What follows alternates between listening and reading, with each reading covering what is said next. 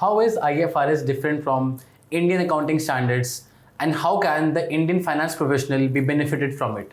पहली बात तो ये कि Indian accounting standards are basically derived from IFRS, ठीक है. स्टिल IFRS को हमने अडॉप्ट किया है, हमारी इंडियन गवर्नमेंट ने उसे अडॉप्ट किया है और उसके अंदर इंडिया के हिसाब से, हमारे ज्योग्राफिकल लैंड, हमारी मार्केट्स के हिसाब से जो नेसेसरी मॉडिफिकेशंस करने की जरूरत थी उन्होंने वो करी है.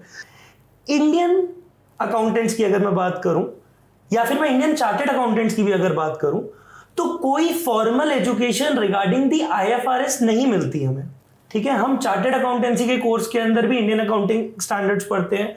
कोई अगर हमने और इंडियन बीकॉम ऑनर्स या और कोई ऐसा करा है कोर्स, कोई ग्रेजुएशन करी है, उसके अंदर भी हम जनरली इंडियन अकाउंटिंग स्टैंडर्ड्स पढ़ते हैं. तो जो कंपनीज की रिपोर्टिंग होनी है, and let me tell you, more than 50% of public listed companies in this world follow IFRS. तो आप इतने सारे क्लाइंट्स के यहाँ पे काम करने का पोटेंशियल लूज कर रहे हैं बिकॉज आपके पास IFRS से रिलेटेड कोई भी क्रेडिबिलिटी नहीं है, सर्टिफिकेशन नहीं है एंड फॉर्मल एजुकेशन नहीं है. This is where diploma in IFRS comes in.